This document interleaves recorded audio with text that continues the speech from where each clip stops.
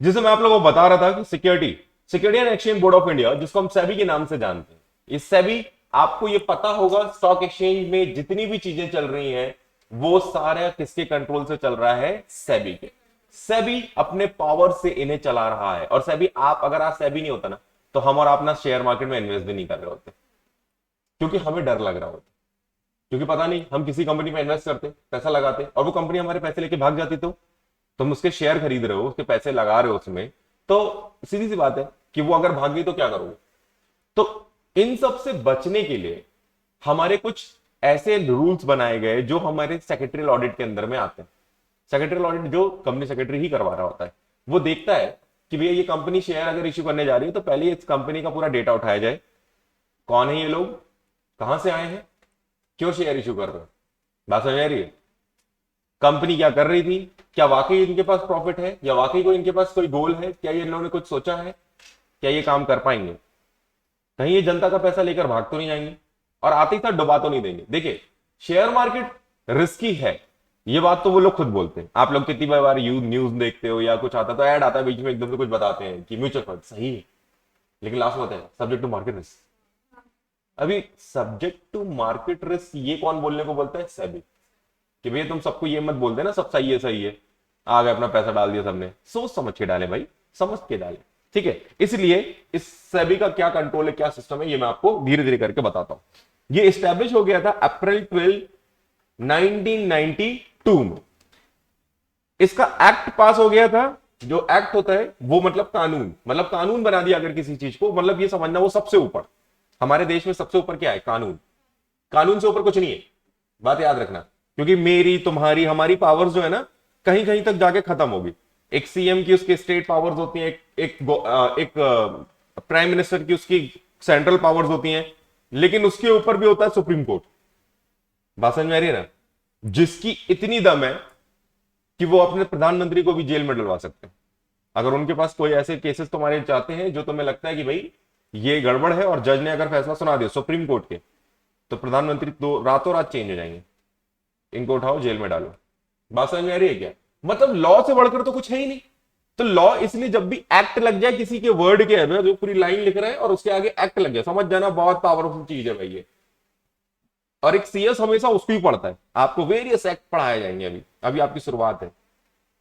Income tax act, labour act, बस समझ रही है आप, कंज्यूमर एक्ट, कंपटीशन एक्ट, अभी धीरे धीरे करके सेबी एक्ट, आरबीआई एक्ट, जब भी एक्ट जुड़ जाए समझ जाना तुम्हारा पाला पड़ने वाला है।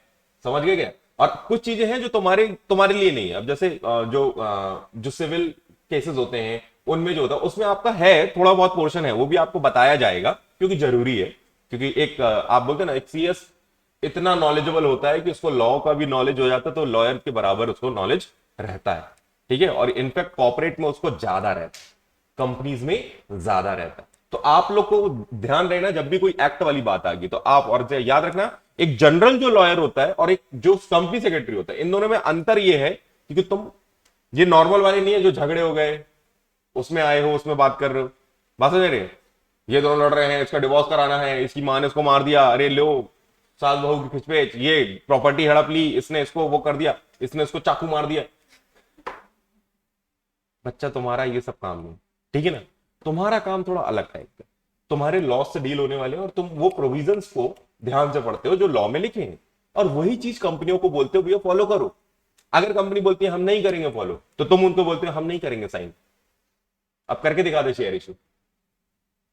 मतलब उसको शेयर इशू करने के पहले जब वो एक डॉक्यूमेंट आपका देगा अपनी कंपनी का कि भैया देखिए मैंने सारे सारे सारे रूल्स रेगुलेशन फॉलो किए हैं, उसके बाद मैं शेयर इशू करने जा रहा हूं, तो वो अपना एक नोटिस किसको भेजता है? सेबी को भेजता है, आरओसी को भेजता है। आप लोग को अभी पता चलेगा, इन ऑफिस में जाकर वो भेजते हैं कि भैया ये देखिए, अगर उसमें देखा गया है इसमें सीएस का साइन ही नहीं है तो वापस भेज देंगे, बोलेंगे जाओ करवा के आओ।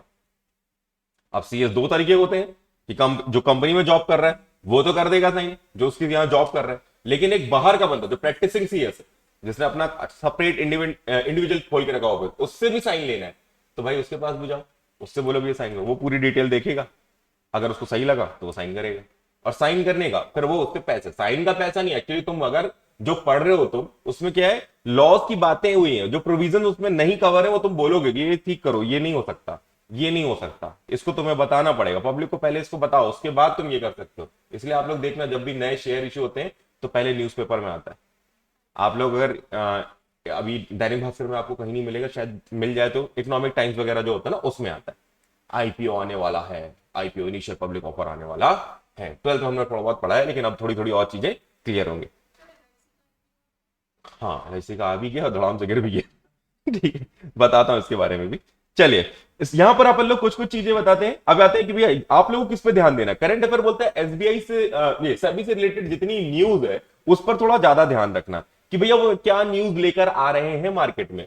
आपको मैं एक बात बताऊं, Bombay stock exchange, national stock exchange, मैंने पूरी कहानी बताई थी कि बेसिक क्या था पुराना, है ना, पुरानी एक पिछली क्लास, बस वीडियो देखना समझ में आएगा। जो बॉम्बे स्टॉक एक्सचेंज है वो कितना पुराना है, ये आपको अगर ये ईयर ध्यान से देखो, 1992 में बना ना, कंट्रोल इनके जो रूल्स और रेगुलेशन, मैं आपको अगर ये दिखाता हूं, देखिए बॉम्बे स्टॉक एक्सचेंज BSE लिखा है और ये नेशनल स्टॉक एक्सचेंज। अगर आप ध्यान से देखोगे तो बॉस, बॉम्बे स्टॉक एक्सचेंज आपको यहां पर क्या दिख रहा है कि बॉस ये 1875 में बन गया था। कब बन गया था? 1875 में।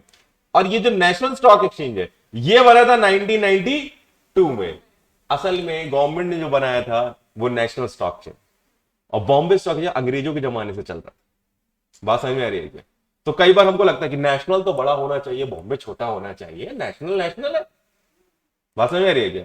लेकिन नहीं, मैंने क्या बताया था, सबसे पहले स्टॉक मार्केट जो चालू हो गया था, अनऑर्गेनाइज स्टॉक मार्केट जो चालू हो गया था, वो बॉम्बे स्टॉक एक्सचेंज ने चालू कर दिया था। वहां पर सारे लोग जाते थे, मिलते थे, बोलते थे भी आप शेयर खरीद लो बेच लो, खरीद लो बेच लो, ऐसे सब्जी मार्केट जैसा चिल्लाते थे। हाँ ले लो मेरे शेयर ले लो, ये 10 का 3, 10 का 3, 10 का 3, 10 का 3, 10 का 3, ऐसे करते, 10 के 3 शेयर।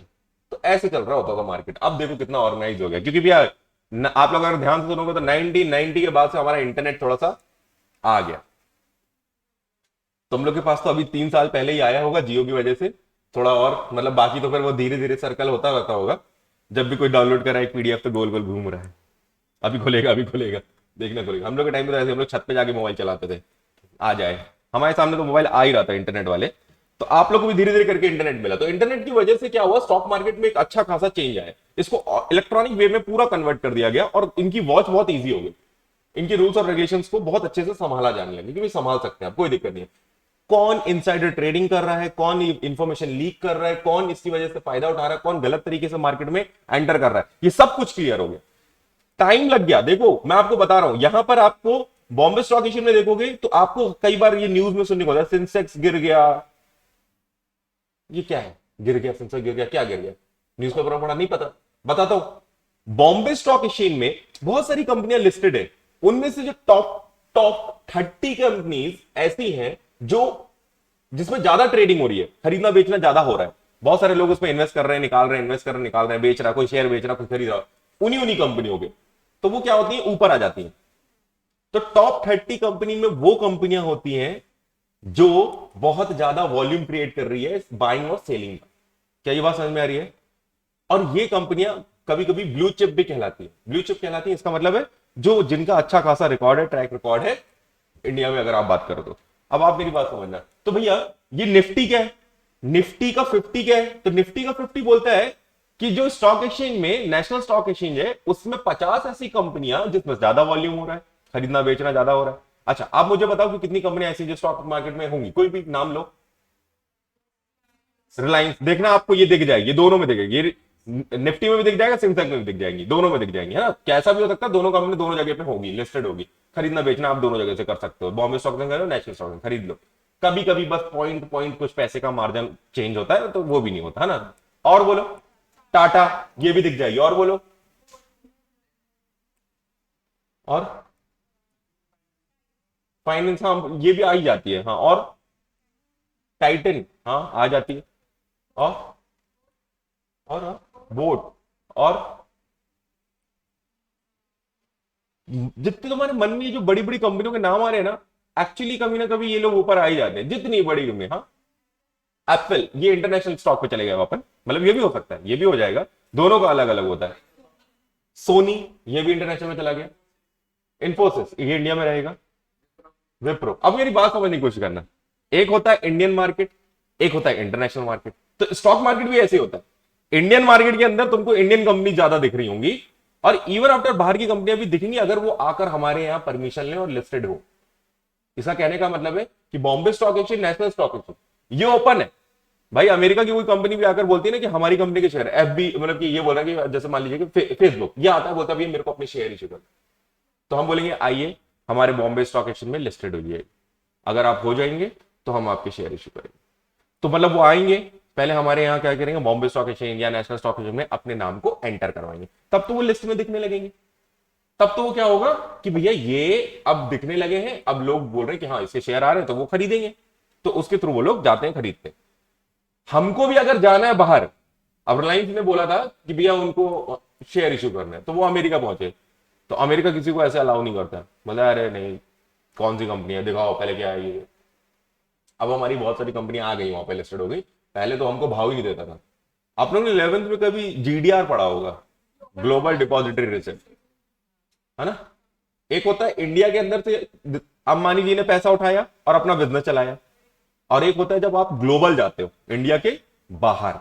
अगर आप इंडिया के बाहर जा रहे हो, ये परमिशन सबसे पहले जो हमारी इंडिया की सबसे पहली कंपनी है वो रिलायंस को मिली थी, तो उसने जीडीआर इश्यू किया था, ग्लोबल डिपॉजिटरी रिसिप्ट। इसको टोटली शेयर नहीं बोलते क्योंकि शेयर की जो वोटिंग राइट एंड ऑल ये सब चीजें उसमें नहीं कवर होती है, क्योंकि बाहर का बंदा है भाई, आपकी कंपनी में इन्वेस्ट कर रहा है, तो हम उसको कंट्रोल नहीं दे सकते, इन्वेस्टमेंट ले लो तुम भले बाहर से।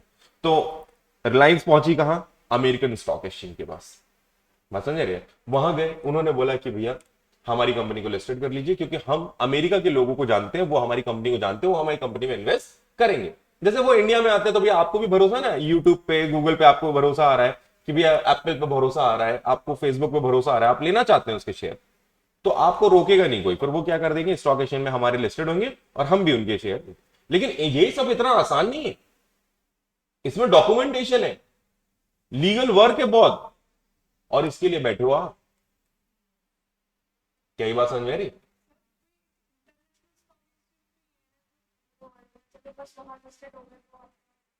जब कोई इंटरनेशनल वो देखता है ना, जैसे हम कई लोग क्या करते हैं, सिर्फ जैसे सिंसेक्स है, निफ्टी है, और ऐसे बाहर का भी है, तो डीओडब्ल्यू है, अपन ऐसे करके देखते हैं। जैसे मतलब मेरा भी रहता, मैं देख रहा हूँ, तो ज्यादातर आप लोग को जो चला रहे होंगे एप्पल वगैरह उन लोग को पता होगा, क्योंकि ये इनबिल्ट रहता है इसमें। ये स्टॉक मार्केट आपको दिख रहा है, ये डीओडब्ल्यू, ये अमेरिकन स्टॉक एक्सचेंज का ही दिख रहा है। वो देखो आपको एनएसईएल दिख रहा है, ये एप्पल का अलग से दिख रहा है आपको, ठीक है। तो जो मैं मतलब जो जो वॉच करता हूं वो आपको यहां दिख रहे हैं, जितने ये ग्रीन दिख रहे हैं ये बता रहा है कि ये आज के रेट बढ़े हुए हैं, जितने ये रेड दिख रहे हैं वो बता रहा है ये रेट गिरे हैं, ठीक है। रेड मतलब भैया गिर रहा है, ग्रीन मतलब बढ़ रहा है। इसी तरीके से सिंबल भी यूज होते हैं, आप लोग ने वो देखा होगा ना कि वो बुलिश मार्केट दिखाते हैं, तो ऐसा एक सांड ऐसे नीचे मुंडी करके, उसका मतलब उसका जो सिंबल है वो यूज किया जाता है कभी कभी, तो बोलते हैं ये दिखाने इसका मतलब है कि प्राइस बढ़ रही है। उसका मतलब ये होता है कि वो बुल नीचे करके ऐसे उछाल की ओर दे रहा है, मतलब उसके सीन के उछाल की वजह से ये दिखाया जा रहा है कि मार्केट बढ़ रहा है। इसको बोलते हैं मार्केट बूम पे है, अच्छा टाइम चल रहा है, शेयर की सबके शेयरों की कीमतें बढ़ रही हैं, तो अगर हमने और तुमने इन्वेस्ट किया हो तो उसकी वॉल्यूम और रेट बढ़ रहे हैं। फोन रख दे जेब में। हाँ, हाँ मैं दिखाऊंगा जब वो देख पहले। हाँ, ठीक है। तो और अगर एक होता है देखो, अगर आपको वो अगर वो सांड दिखाया गया तो आप समझते हो ये बुलिश है ना, तो बुलिश वाला टाइम। और एक होता है बेरिश, बेरिश में दिखाता है भालू, भालू हमेशा ऐसा पंजा करके ऐसा खड़ा रहता है, उसको दिखाते हैं। तो एक्चुअली का मतलब है कि वो मारता है नीचे की तरफ, तो उसका ये मतलब होता है कि मार्केट क्या हो रहा है, नीचे जा रहा है। तो स्टॉक मार्केट ये जो दो सिंबल है, ये जो जानवरों को देख के समझ में आ जाएगा।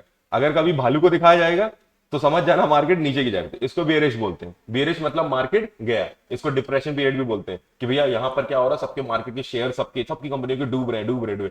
क्या होता है, सेंसेक्स और निफ्टी गिरता या बढ़ता तब है जब, देखो सेंसेक्स में मैंने कितनी कंपनी बताई अभी, निफ्टी में कितनी बताई। अगर ये निफ्टी की 50 कंपनियां ज्यादातर एवरेज में सबके प्राइस बढ़े तो अल्टीमेटली क्या बढ़ गया, निफ्टी। बात समझ में आ रही है क्या? 50 कंपनियां जो आपकी वहां पर दिख रही थी, उनमें 40 कंपनियों ने सबको प्रॉफिट ही हुआ है, सबके शेयर बढ़े ही है, सब जगह ग्रीन ग्रीन दिख रहे हैं। 40 कंपनी, सिर्फ 10 ही कंपनियां जिसमें रेड दिखा है, तो अल्टीमेटली क्या बढ़ गया, निफ्टी बढ़ गया। ये हमारे देश की उन्नति, यही हमारी ग्रोथ है। अगर हमारा निफ्टी या सेंसेक्स बढ़ता है ना, तो हमारी जीडीपी बढ़ती हुई मानी जाती है। हम इकोनॉमिक पढ़ते हैं, उसमें ये समझने की कोशिश करना कि ये चीजें सब कनेक्ट है। आरबीआई के इंटरेस्ट रेट जो बैंक ने रखे हैं, रेपो रेट एंड ऑल, आपका आप सेबी में देख रहे हो कि भैया ये दो market, stock market, national stock exchange या बॉम्बे स्टॉक एक्सचेंज, इनमें ये दोनों चीजों के बारे में जानते हो कि निफ्टी और सेंसेक्स ये बढ़ने चाहिए, अगर ये गिर रहे हैं तो ये बुरा। बात समझ में आ रही है? चलिए, तो भैया ये तो समझ आ गया। अगर आपको इसकी वेबसाइट पे जाना तो इसके बारे में मैंने इसकी लिंक भी बताई है, www.bseindia.com। अगर आप www.nseindia.com डालते हो तो आप इसमें पहुंच जाओगे। इसकी सारी डिटेल आपको इसमें मिलेगी, अगर आप चाहो तो इसको देख सकते हो, ठीक है, कि इसमें और क्या क्या होता है। धीरे धीरे करके मार्केट समझ में आने लगेगा। चलिए, अब आते हैं भैया सेबी की न्यूज क्या थी, हमें न्यूज बता दीजिए। अब यहां पर इन्वेस्टर को प्रोटेक्शन के लिए हमेशा ये लोग कुछ ना कुछ नया करते रहते हैं। मैंने पहले ही बताया था, ये पूरा मार्केट जो है हमारा और जो भी सेबी के सिस्टम्स है, वो ज्यादातर हमारा जो मतलब जिनका मेन लीड चलता है रोल, वो हमारे फाइनेंस मिनिस्टर का चलता है। फाइनेंस मिनिस्टर जो हमारी निर्मला सीतारमण है, और इन्होंने ही मतलब क्या किया है, कुछ बजट में जो बजट पेश होते हैं, हमेशा आपने देखा होगा कि लोकसभा में आए लोग ने बजट पेश किया। बजट, ये बजट जो है आपने देखे नहीं होंगे, लेकिन अब देखना चालू कर दो, क्योंकि सीएस के करियर में अगर आपने बजट नहीं देखा तो आपको नॉलेज होना चाहिए। अभी बहुत सारी चीजें पता ही नहीं चलेगी। अगर ये इन्होंने आगे बजट में ये बोला था कि इन्वेस्टर, हम इन्वेस्टर चार्टर्स के लिए कुछ लेकर आने की, इन्वेस्टर्स को पता चले, सारी इंफॉर्मेशन मिले कि भी उनके राइट्स क्या है, उनकी रिस्पॉन्सिबिलिटीज क्या है, तो ये उन्होंने यहां पे अगर बोला, लेकिन आपको लगेगा यार ये क्या बोल दिया है, पता ही नहीं है, अपने हाथ में नहीं है। तो अब धीरे धीरे आएगा, है ना, देखना चालू करो चीजें, तो ये नहीं आए तो गूगल करो। अब तो तुम्हारे पास सब कुछ है बेटा, आपके पास गूगल है, यूट्यूब है, सब कुछ है, मेरा नंबर है, बात समझ, कॉल कर लो। जितनी चीजें मुझे पता है मैं जरूर बताऊंगा, कुछ भी हो, जरा सी भी चीजें आती तो बताओ, क्योंकि जो भी चीज होंगे मैं आपको बताऊंगा। ये एक नया कॉन्सेप्ट आया है जिसमें इन्वेस्टर को बताया जाए कि भैया आपके राइट्स क्या हैं, और आपके साथ धोखा ना हो, इसको लेकर। और अब हमने क्या कर दिया, लॉस थोड़े तगड़े कर दिए। सीएस की वैकेंसी इसीलिए बढ़ी क्योंकि जितनी चीजें लॉ वाली हमारी है इंडिया की, वो सब क्या हो रही हैं, स्पीड में बढ़ रही हैं। अब उनको कानून बहुत अच्छे चाहिए। कैसे कानून, बताता हूं। ये बोलते हैं भैया बहुत बहुत फेयर तरीके से डील होनी चाहिए और बहुत फेयर ट्रीटमेंट मिलना चाहिए सबको, जितने लोग हैं। ग्रीवेंस मतलब जो बंदा पीड़ित है, मतलब जिसको स्टॉक मार्केट में से रिलेटेड कोई समस्या है कि भैया मैंने अपने शेयर बेचे, लेकिन मेरे को पैसे आने में 2 दिन लग गए, आप मेरे को जल्दी नहीं करा सकते क्या? तो T+2 तो रूल ही चलता है, मैंने आपको पहले ही बोला T+2 रूल चलता है। T+2 क्या है भैया, नहीं पता, तो अब धीरे धीरे करके पहुंचेंगे, है ना। अब चेंज हो गया, T+1 हो गया। फिर यहां पर ये बोलता है कि सेबी ना, जो सेबी को आप कंप्लेन करते हो, वो कंप्लेन जल्दी जल्दी जल्दी जल्दी सुनी जाए। भाई सीधी सी बात है, आप कोई बंदा ये नहीं चाहता कि बहुत टाइम लगे, है ना। स्टॉक मार्केट में भी अभी कुछ केस होते हैं कि भैया मार्केट, आप मान लीजिए ऑनलाइन कोई ट्रेडिंग कर रहे हो, आप उस टाइम पे मार्केट क्रैश हुआ या कुछ हुआ, आपके रेट चेंज हो गए, तो आपको दिक्कत में आ गया, फंस गए। या मान लीजिए वहां पे सर्वर डाउन हुआ या कुछ, कभी कोई मार्केट क्रैश होता है, उसमें बहुत लोग फंस जाते हैं, तो उसमें क्या होता है, उनका पैसा फंस जाता है। तो एक सिस्टम बनाया जाए जहां पर उनको ये सारी चीजें क्या हो, ये ग्रीवेंस मतलब वो उनको, इन पीड़ित को न्याय मिले, तो हमने वो बनाया और इनको दिया है। तो ये उसका सिस्टम का फॉलो कर रहे हैं कि भैया हमने अब सारी रिस्पॉन्सिबिलिटीज जो है वो हम आपको बता रहे हैं। एक इन्वेस्टर होने के नाते आपको कुछ बातें बोली गई, न्यूज में आया था ये बात, अभी अभी की बात है ये, इसलिए करंट अफेयर में खबर है। उनने ये बोला था आपकी भी कुछ रिस्पॉन्सिबिलिटी है एज अ इन्वेस्टर। अब इंडिया समझ जाना कि मतलब इतना एजुकेट नहीं है अभी, है ना। हमारे इंडिया के 20% ही लोग हैं जो अभी स्टॉक मार्केट में इन्वेस्ट करते हैं, सिर्फ 20। सोच कर देखो कि इंडेक्स और इन सब में अभी जो वॉल्यूम आने वाले समय में बढ़ेगा जैसे जैसे लोग एजुकेट होंगे। तो सेबी बोलता है कि भाई देखो, सेबी बोलता है कि आप हमेशा ऐसे मार्केट में पैसे लगाइए जो पहले से नोन है, रिकॉग्नाइज कर पा रहे हो अगर आप उनको कि उन्होंने, सेबी ने ही उसे परमिशन दी है और उनसे आप शेयर मार्केट की डील कर रहे हो, तो ठीक है। भैया अगर मैं तुमको बोलता हूं कि तुम लोग लाओ मुझे अपना पैसा दे दो, मैं तुम्हारे पैसे अपने अकाउंट से इन्वेस्ट कर देता हूं, तो तुम अगर ऐसा कर रहे हो तो तुम बेवकूफ हो। अभी गांव देहात में यही हो रहा है हमारे यहाँ, यूपी बिहार में लोगों को बोलना कि भैया हम लोग को भी पैसा लगाना है शेयर मार्केट में, हमने बहुत सुन लिया, यूट्यूब में देख लिया कहीं, लेकिन उनको पता नहीं कैसे करें। तो उन्होंने बोला हाँ दे दो, कितना 6 लाख 10 लाख आप दे दो, हम इन्वेस्ट कर देते। भाई जब इन्वेस्ट करना है तो तुम अपना डीमेट अकाउंट बनवाओगे ना। ये बिल्कुल ऐसा है कि तुम पैसा जमा करना चाहते हो अपने अकाउंट में, नहीं तुम किसी और के अकाउंट में, एटीएम उसके हाथ में, गूगल पे लिए वो घूम रहा है, तो तुम्हारा पैसा सेफ है क्या? तो ये इन्होंने बोला कि भैया आपकी भी कोई जिम्मेदारी है, अपडेट रहना और अपडेट करते रहना वो सारी चीजें, आपका address, email address, mobile number, जो भी नॉमिनेशन आप अपने मरने के बाद जिसको देना चाहते हो, इसको लेकर भी बड़ा झगड़ा है कि मैंने बहुत सारे शेयर लिए, कल को मान लीजिए अगर मुझे कुछ हो गया तो पिंकी मैम खुश हो जाए, तो उनको मतलब शेयर मिल जाए मेरे, कि भैया ये सारे शेयर्स उनको मिल गए। तो नॉमिनेशन में अगर मैंने उनका नाम डाला है तो सीधी सी बात अब तो डालना पड़ेगा, क्योंकि वो देखती है कि मेरा डला है नाम की नहीं डला है, तो मुझे करना पड़ रहा है। ठीक है, तो मैंने क्या किया है भाई, अपनी वाइफ का नाम डाला हुआ है। ठीक कि भैया हाँ, भी अगर मुझे कुछ हो जाता है नॉमिनेशन में, अगर कल को मुझे चेंज करना हो तो मैं कर सकता हूं, लेकिन क्या इसके लिए भी मुझे अपडेट तो रहना पड़ेगा। गिवरेंस फिर से वही बात कि अगर आप पीड़ित हो टाइम बॉन्ड के साथ, टाइम के साथ आपकी सारी चीजें आप टाइम पर आकर उसको मतलब केस फाइल करिए। ऐसा ना हो कि आपके साथ कोई धोखा अगर आज हुआ है और आप 1 साल बाद सेबी के पास पहुंचे हो, बोले पता है आपको पिछले साल मेरे साथ क्या हुआ था। सेबी के दोस्त ऑफिस में बैठे होंगे ना, बोलेंगे आप जाइए पिछले साल क्या हुआ हमें सुनना ही नहीं। ये सब भी आपको सिखाया जाता है ना अभी धीरे धीरे करके, कि मतलब आपको कोई ऑर्डर मिलता है तो 30 दिन के अंदर आपको मतलब अपनी जैसी आपको कुछ मतलब कोई न्याय चाहिए, ग्रीवेंस चाहिए, तो आप कोर्ट तक पहुंचते हो, 30 दिन के अंदर फाइल कर दो केस। जेन्युइन रीजन होंगे तो हम 30 दिन एक्सटेंड कर सकते हैं, ये कोर्ट बोलता है। अगर आपको हाई कोर्ट ने दे दिया ऑर्डर कि नहीं आपको न्याय नहीं मिलेगा, तो उसकी ऑर्डर को लेकर आप फिर से अपील कर सकते हो। अपील भी करना है लेकिन 30 दिन के अंदर, फिर ऊपर चले जाओ हायर कोर्ट में, सुप्रीम कोर्ट में, ऐसे ऐसे करके आपको बताया जाएगा अभी धीरे धीरे करके। ठीक है, अब ये सब सीख ही रहे तो भैया ये बोलता है फिर आप जो अकाउंट ऑपरेट कर रहे हो वो खुद करो। कई बार क्या होता है कि आप लोग किसी और पे भरोसा करते हो। देखिए बहुत सारी ऐसी एजेंसीज हैं जो आपको बोलती हैं कि या तो आप मतलब स्टॉक मार्केट में इन्वेस्ट कर रहे हैं तो डायरेक्टली जाके इन्वेस्ट करिए। बहुत सिंपल है कि अगर आप एक डीमेट अकाउंट बनवा लें। अब डीमेट अकाउंट जो होता है ये अकाउंट बिल्कुल बैंक अकाउंट जैसा होता है, जैसे आप बैंक में अकाउंट खोलते हो। इसके थ्रू आप आराम से दोनों स्टॉक एक्सचेंज, चाहे वो नेशनल स्टॉक एक्सचेंज हो चाहे वो बॉम्बे स्टॉक एक्सचेंज हो, दोनों में आप आराम से ट्रेडिंग कर सकते हो। अब आप एक इन्वेस्टर हो, आपके पास अभी 1 लाख रुपए हैं, आप लेकर बैठे हो। आपको अगर मान लीजिए स्टॉक मार्केट का नहीं है पता, अब बोलो यार अभी तो नहीं पता मुझे इसके बारे में, कौन सी कंपनी में लगाएं, क्या लगाएं, कैसे करें, प्रोसेस नहीं जानते। हालांकि आप अब सीख जाओगे क्योंकि आप सीएस कर रहे हो, अब आपको मतलब धीरे धीरे करके बहुत सारी चीजें तो मैं ही आपको बताऊंगा, आप ट्रेडिंग करना सीख जाओगे धीरे धीरे। लेकिन मैं अभी जब आपको बेसिक सिखा रहा हूं तो ये नहीं कि इन्वेस्ट कर दिया, अभी नहीं, थोड़ा बेसिक है ना। तो 1 लाख आप क्या कर सकते हो, म्यूचुअल फंड वगैरह में लगा सकते हो। ये म्यूचुअल फंड क्या है, अब भैया देखो एक तरीका था कि तुम क्या करो डायरेक्टली जाके स्टॉक मार्केट में इन्वेस्ट कर दो, एक तरीका है कि तुम क्या करो म्यूचुअल फंड वाले को दे दो। म्यूचुअल फंड वाला भी तुम्हारा पैसा क्या करेगा, वापस स्टॉक से में ही लगाएगा।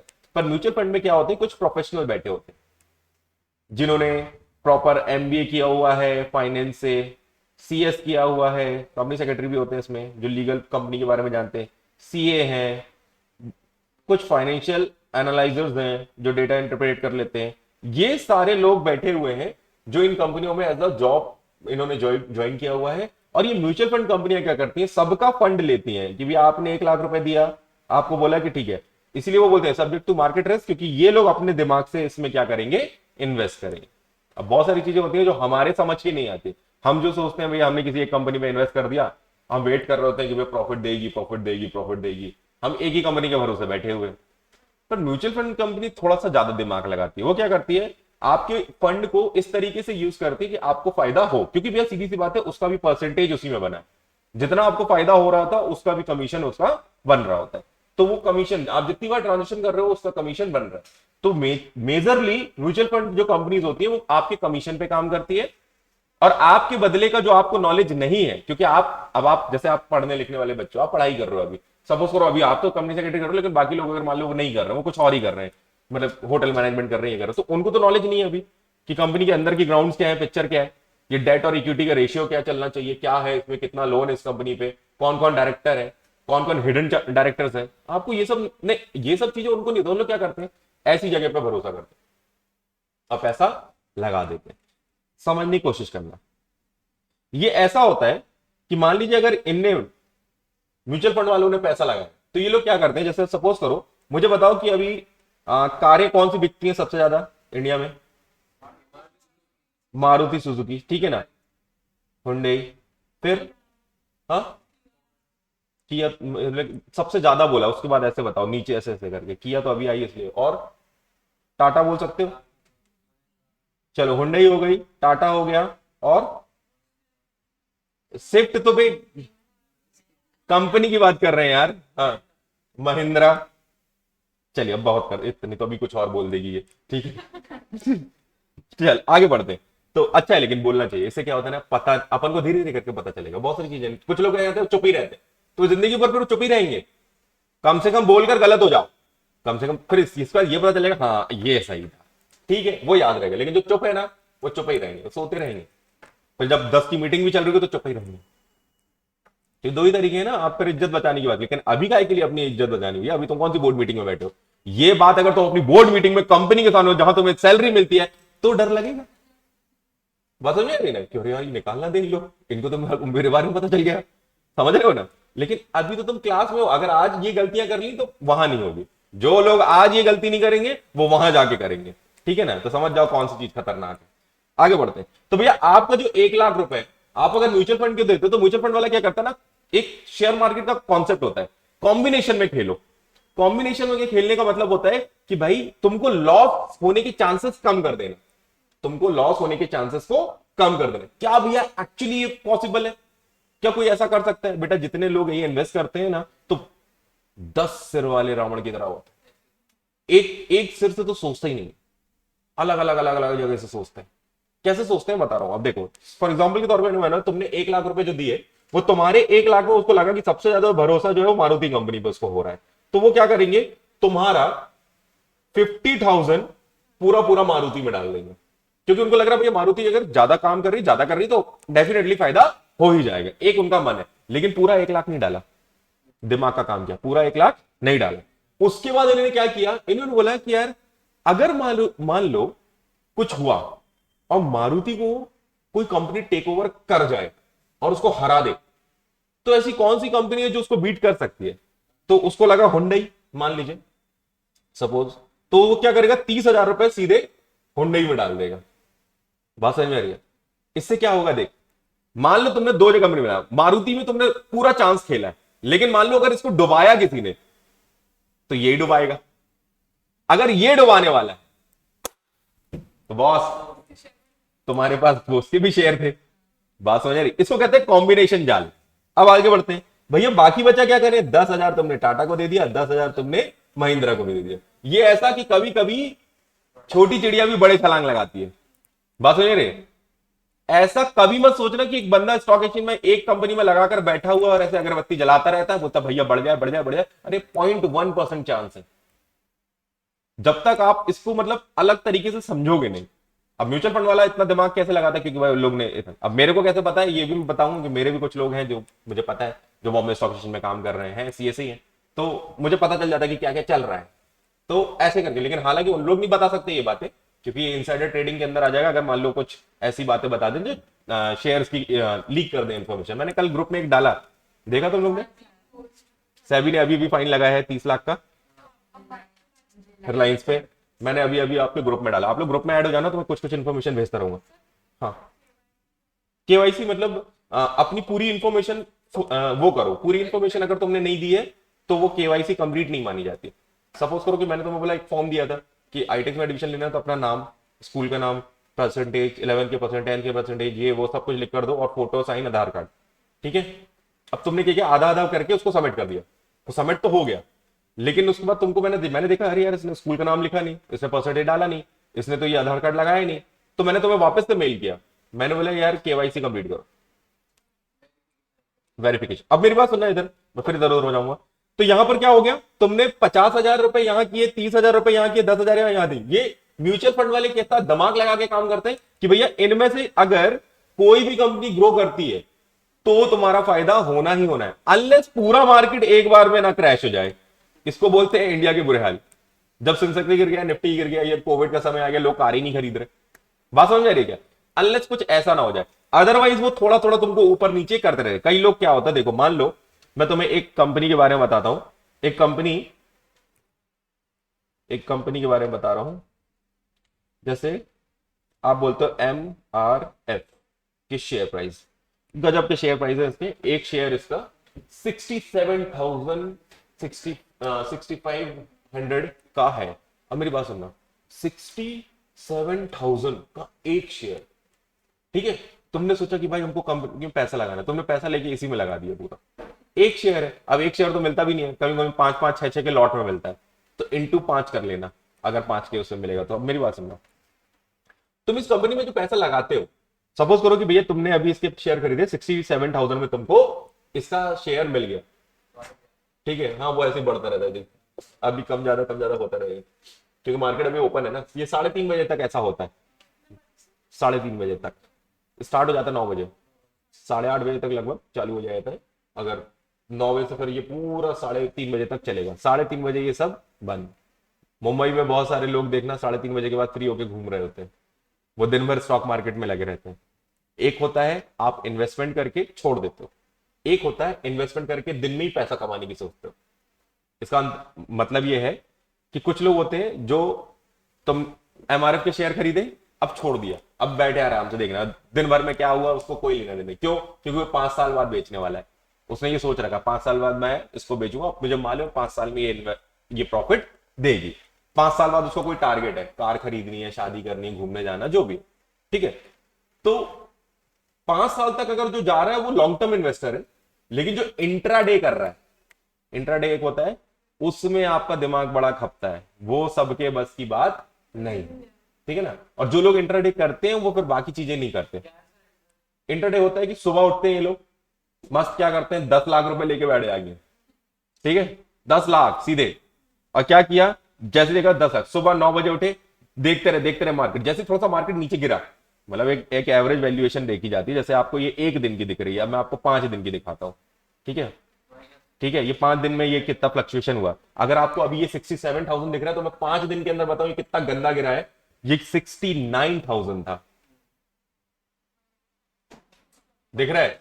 5 दिन के अंदर ये कहानी है, ठीक। अगर मैं तुमको बोलूं कि और पीछे जाना है, तो 1 महीने पहले ये 75,000 के पार गया था, सिर्फ 1 महीने के अंदर की बात कर रहा हूं, ठीक है। अब सोच के रखना कि तुम 10 लाख रुपए लेकर बैठे हो, ठीक है। अभी रुको, आगे बताता जाता हूं। 6 महीने पहले अगर ये मार्केट देख रहे हो तो कुछ इस तरीके से गया, ठीक है ना। हमेशा मार्केट में ये देखा जाता है कि ये शेयर कितना ऊपर तक गया। अगर मान लो ये इसका सही समय ऐसे भी समझ आ रहा है कि ये गया 75, दैट मीन ये वापस जाएगा स्टेबल होने, तो हम इस पे इन्वेस्ट कर सकते हैं अभी 67 पे, क्योंकि हो सकता है ये आगे बढ़े, क्योंकि गया हुआ है पहले से, अभी नीचे आया है, बाद में जा सकता है। तो गिरे हुई चांसेस पे ज्यादातर लोग स्टॉक एक्सचेंज पे इन्वेस्ट करना चाहते हैं। 1 साल का देखते हैं, 1 साल में भी देख रहे हैं तो 75 के पार गया हुआ है ये, तो 75 के पार गया। अगर आप इसका पूरा पूरा कैलकुलेशन देख रहे हो तो ये 87 तक गया है, नीचे दिख रहा है आपको 52 वीक के अंदर ये 87 तक गया है। दैट मीन्स कि ये अभी इसके बुरे हाल चल रहे हैं, और अगर आपको भरोसा है कि नहीं ये वापस ठीक हो जाएगा, तो आप इसके शेयर खरीदते हो। तो देखो, जो लॉन्ग टर्म खरीदता है वो क्या करता है, वो ये देखता है कि हाँ देखो, अगर लॉन्ग टर्म में ये 87 गया है तो अभी अपन 67 पे ले लेते हैं, हमारा फायदा होगा। जितने नंबर ऑफ शेयर तुम लोगे उतना ज्यादा तुमको फायदा होगा। गिरी से गिरी हालत में तुम 10 शेयर तो ले सकते हो, है ना, अगर, क्योंकि तुम 10 लाख मैंने तुमको अभी बोला हुआ है, ठीक है, आप समझना। लेकिन जो इंट्राडे खेलते हैं, 1 दिन का बता रहा हूं, ये तुम लोग को टाइम दिख रहा होगा इसमें, 11 बजे अभी दिख रहा है, और ये 11 बजे तुम्हें बता रहा है कि ये गिरा है, ठीक है ना। ये 11 बजे का टाइम है, 1 बजे तक क्या होगा, 3 बजे तक क्या होगा, ये तुमको अभी दिखेगा, इसलिए मैंने बोला 3:30 तक मार्केट बंद हो जाएगा। 3 बजे पे ये क्लोज होने वाला है, और ये जो आपको ये ग्राफ दिख रहा है ये वहां से चालू हुआ है, और ये ऊपर नीचे हो रहा है।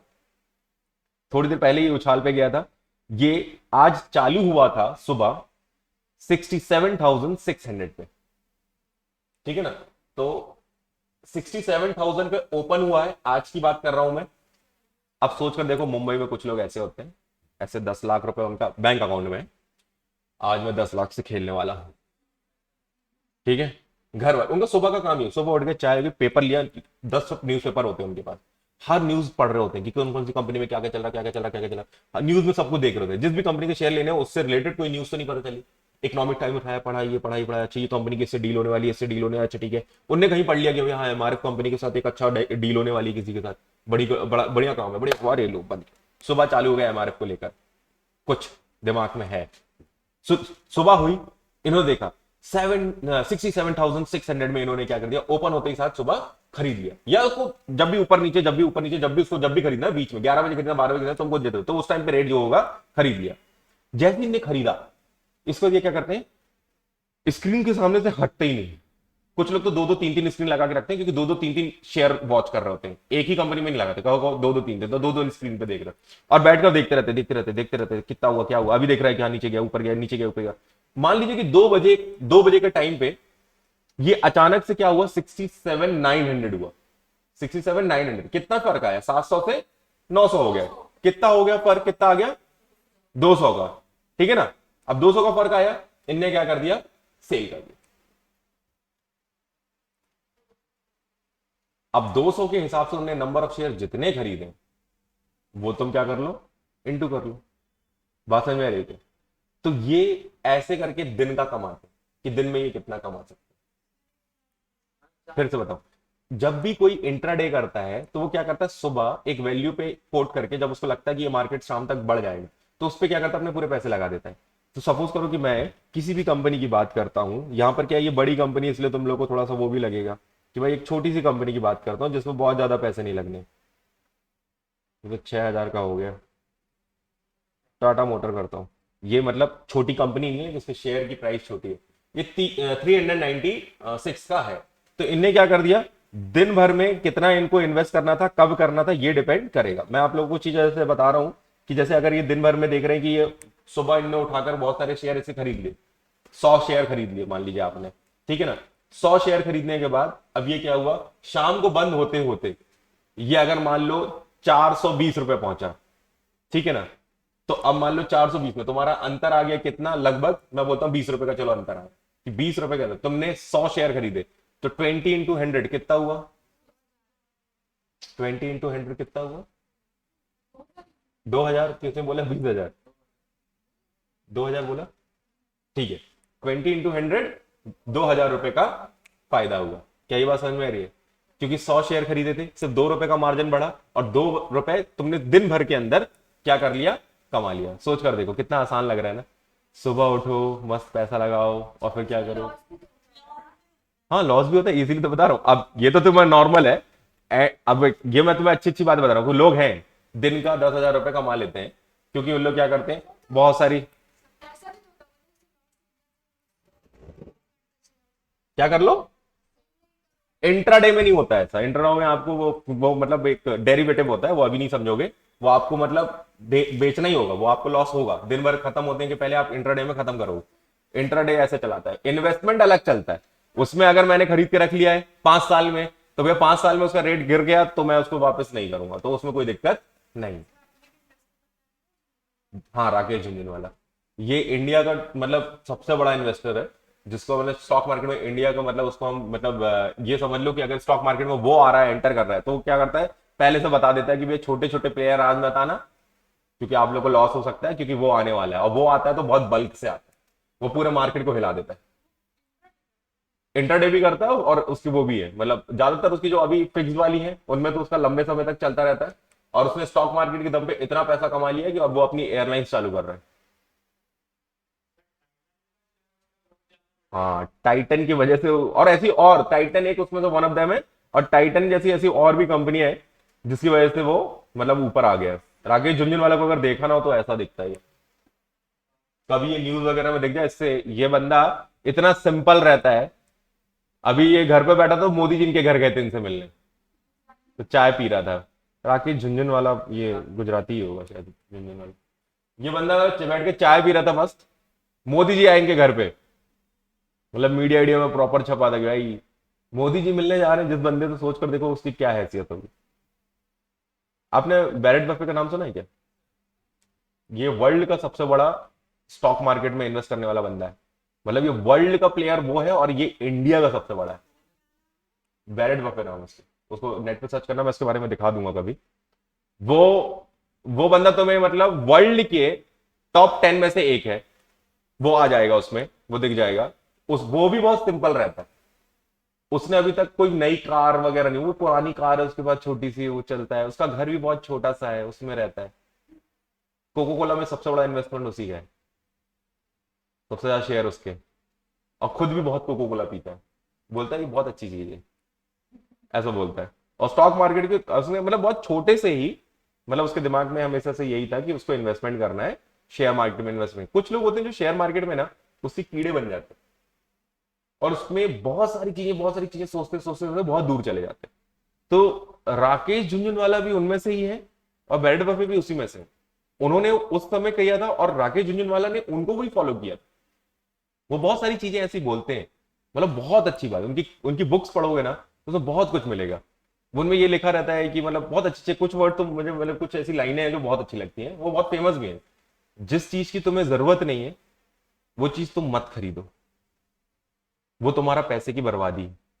जो तुम्हें जरूरत है और तुम वाकई समझते हो कि इसकी बहुत ज्यादा जरूरत है, तब तक अपने पैसे उसमें खर्च मत करो, वरना इन्वेस्टमेंट में लगाओ। इन्वेस्टमेंट जो तुम्हें पैसे डबल करके देगी।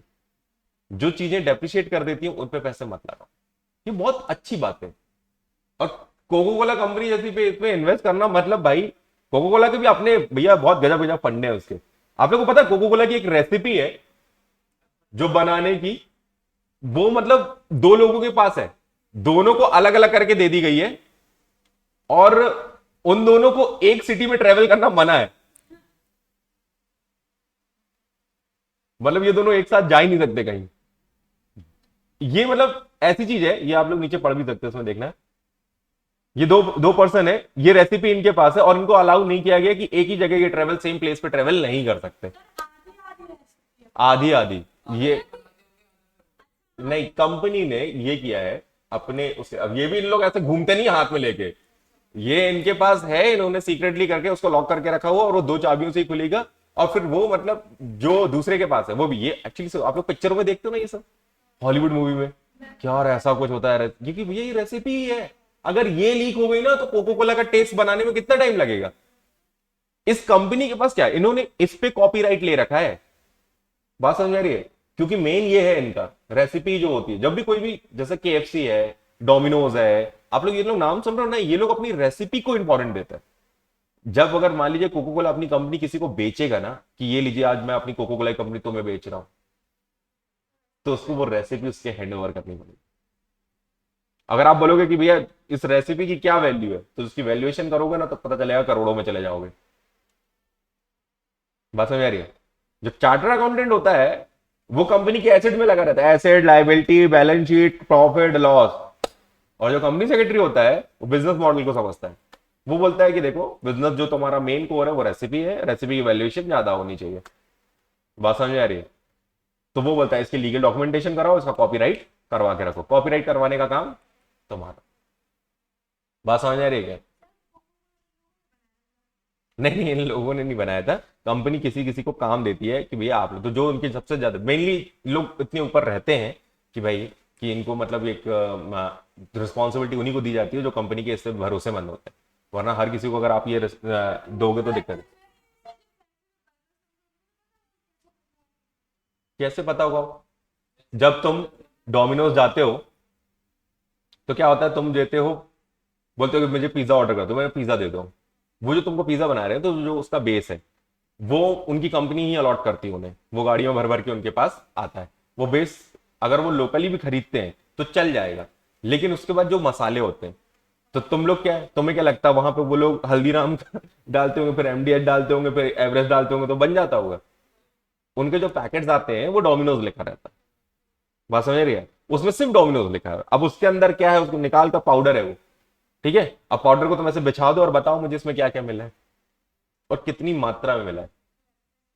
बात समझ रही है? उसमें बहुत सारी चीजें करोगे, तुम नहीं कर पाओगे, लेकिन उसको मतलब इतनी जल्दी आइडेंटिफाई नहीं कर सकते। कुछ लोग हैं जो एक्सपर्ट उस पर लेवल कर लेंगे, काम कर लेंगे, लेकिन उन्होंने कॉपीराइट ले रखा है कि अगर आप चोरी से भी करते भी और ऐसा कुछ होता है तो हमें पता चलेगा। तो मेनली उन्होंने तो तुमको वो पैकेट दिए। और ऐसे हमारे बहुत सारे मसाले हैं जो बिक रहे हैं, जिन पे प्रॉपर ये कॉपीराइट है, इनकी रेसिपी छुपी हुई है, एमडीएच ने बहुत सारी ली हुई है। उसमें आप लोग जो देखते हो ना कि जितने मसाले हैं ना, और ये गरम जो मसाले आप देख रहे हो तो पूरे वर्ल्ड में बिक रहे हैं। और गरम मसाला है, छोले मसाले हैं, ये है वो है, चिकन मसाला, बहुत सारी चीजें। तो इन लोग ने क्या करा कि भाई इसको बनाने के बाद, क्लास है, हाँ, इनको बनाने के बाद उसको क्या कर दिया है, कॉपीराइट करा के उसको रेसिपी को रख दिया। अब किसी को नहीं पता चलेगा वो। अब जो फैक्ट्री में टुकड़े टुकड़े में काम दे दिया सबको, जो जहां पे बनता है, उनको बोला कि भैया एक जगह, जैसे सूरत में एक कंपनी है तो उसको बोल दिया कि भैया तुमको ये चीज का पाउडर बनाकर भेजना है।